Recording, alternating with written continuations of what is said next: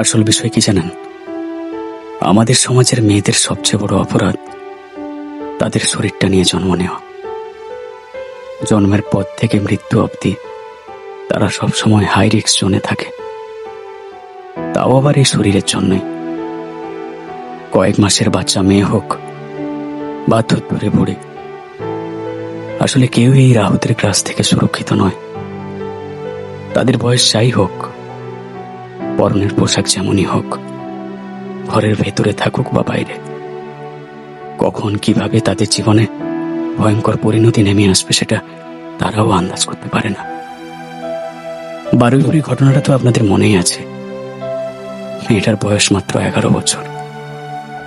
মেয়েটার চোখ উপড়ানো হয়েছে, জিভ কাটা হয়েছে, গলায় পা তুলে দিয়ে মাথায় আঘাত করে বস্তায় ভরে পুকুরে ফেলে দেওয়া হয়। প্রাথমিক ময়নাতদন্ত বলছে পুকুরেই নাকি শেষ নিঃশ্বাস ত্যাগ করেছে। সারা গায়ে সিগারেট দিয়ে পুড়িয়ে দেওয়ার দাগ পাওয়া গেছে। উফ, কি ভয়ঙ্কর দৃশ্য। মেয়েটা নিশ্চয়ই মরে যাওয়ার সময় কতটা অসহায়ত্ব বোধ করেছে। ওই জানোয়ারগুলোর পা ধরে হয়তো কাকুতি মিনতি করেছে যে আমাকে ছেড়ে দিন।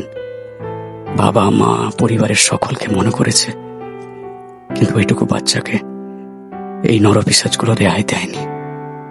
বলতে পারেন আমাদের সমাজের এই কি আধুনিকতা? আসলে কি বলুন তো, যুগ বদলাবে, সরকার বদলাবে, কিন্তু আমাদের পরিবারের মেয়েদের এই পরিণতির কোনো বদল নেই। একটা ঘটনার সুবিচার হওয়ার আগেই আরো 1000টা ঘটনা ঘটে যায়। কিচ্ছু করার নেই, কিচ্ছু না।